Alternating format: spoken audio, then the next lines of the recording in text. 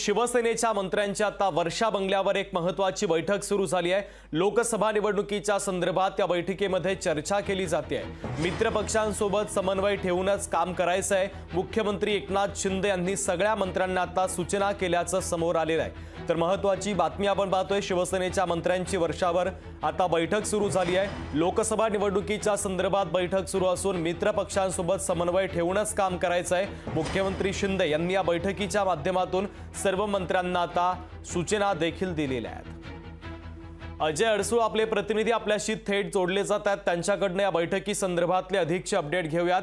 अजय, शिवसेनेच्या सगळ्या मंत्र्यांची वर्षावर महत्त्वाची बैठक सुरू आहे।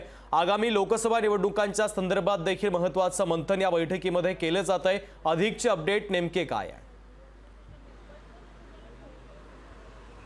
नक्कीच आपण पाहू शकतो की मुख्यमंत्री एकनाथ शिंदे यांच्या अध्यक्षतेखाली वर्षा या शासकीय निवासस्थानी पाठीमागच्या 2 तासापासून शिवसेनेच्या सर्व मंत्र्यांची आणि आमदारांची एक महत्त्वाची बैठक चालू झालेली आहे। आगामी लोकसभा निवडणुकीच्या पार्श्वभूमीवर या बैठकीमध्ये मुख्यमंत्र्यांनी सूचना केलेल्या आहेत।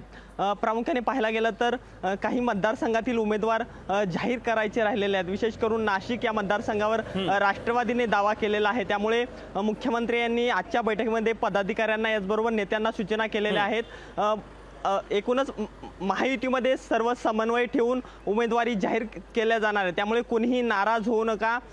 सर्व आगामी निवडणुकीमध्ये सर्व महायुतीच्या पदाधिकाऱ्यांसोबत समन्वय ठेवून काम करा। त्यामुळे मतदारसंघात कुठेही नाराजीचा सूर जाऊ देऊ नका। मतदारांना अशा पद्धतीचं आवाहन करण्याच्या सूचना या मुख्यमंत्र्यांनी केलेल्या आहेत। याचबरोबर महायुती सरकारने आजपर्यंत केलेले कामं हे मतदारांपर्यंत पोहोचवण्यासाठी पुरेपूर प्रचार करा अशाही सूचना केलेल्या आहेत। प्रामुख्याने पाहायला गेलं तर धाराशिवच्या जागेचा जो काही तिढा होता तो सुटलेला आहे। त्या भागातील काही शिवसेनेचे पदाधिकारी हे नाराज झाले होते। त्या संदर्भातही आजच्या बैठकीमध्ये महत्त्वाची चर्चा झालेली आहे अशी माहिती समोर येत आहे। याचबरोबर आता एकूणच पाहायला गेलं तर लोकसभा निवडणुकीचा प्रचार चालू आहे, मात्र जनतेला कुठेतरी दुष्काळाला सामोरं जावं लागत आहे। या महत्त्वाच्या बातमीच्या संदर्भातले तू पोहोचवलेले आहेत, तुर्तास धन्यवाद।